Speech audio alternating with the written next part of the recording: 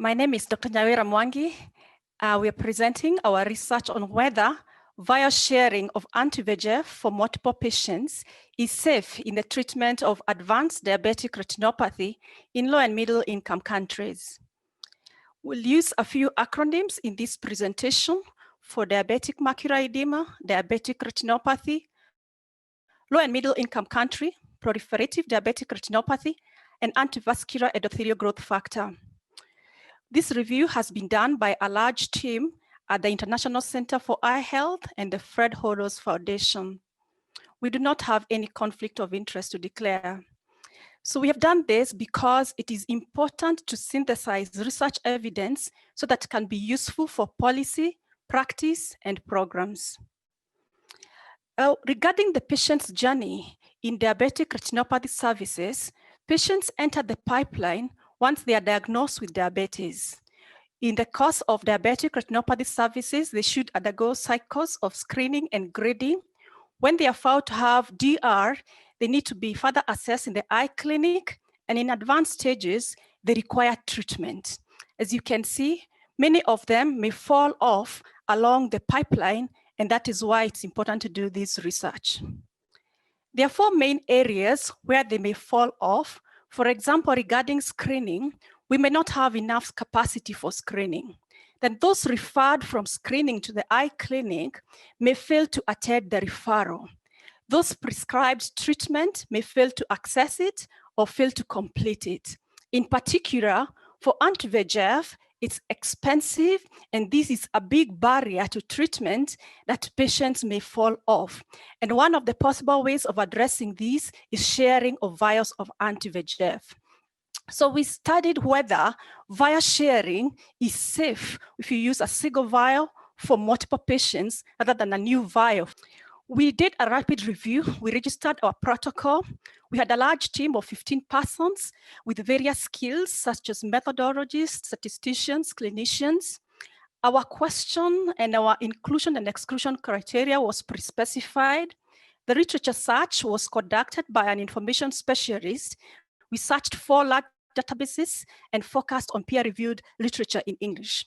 The screening of abstracts and full texts, the quality assessment, and the data extraction were conducted by 2 independent investigators.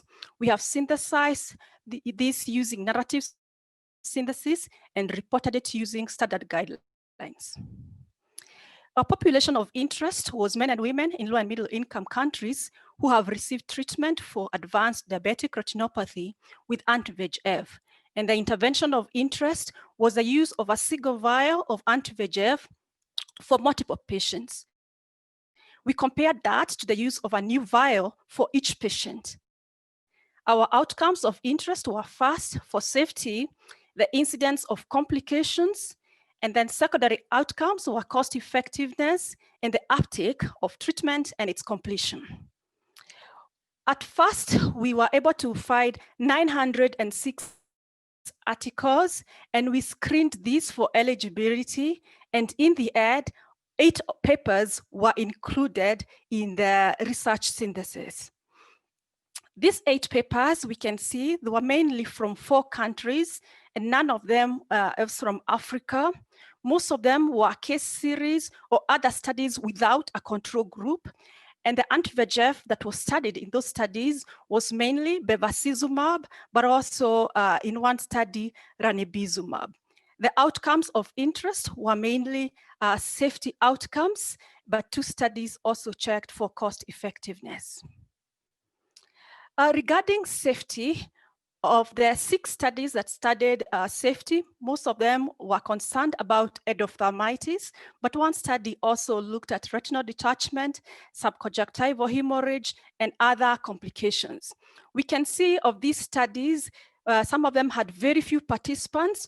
For example, we can see that CANS had only 8 participants. This was a case series, whereas we can see Mishra had 9,873 injections. So there was a wide range in terms of sample size. Then for the outcomes, we can see one study like DAS, They had 221 patients, but of them, none of them developed endophthalmitis. But we can see a group 2018 had 28 participants, and 100% of them developed endophthalmitis. So we can see the full range from 0 to 100% of participants may have developed endophthalmitis. We wanted to find out why they developed endophthalmitis. We looked at the pre-injection procedures, injection procedures, post-injection procedures. We found that these were documented in all the studies, especially the use of aseptic techniques, proper storage, and administration of antibiotics. So we did not find an association between these procedures and the outcome, that is the development of endophthalmitis. So there's still a question as to why they developed endophthalmitis. Regarding cost effectiveness, we had one particular study from Brazil that reported this widely. What they did is that they used compounded doses of bevacizumab that were left over from an oncology department, and they came and used them in the eye clinic. So they found that doing this brought in 98% savings on drug costs, and it increased availability of treatment by 97%.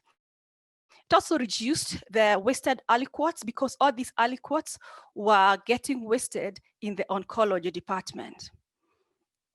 So our conclusions is that the frequency of endophthalmitis following sharing of anti-VEGF vials ranged from 0 to 100%.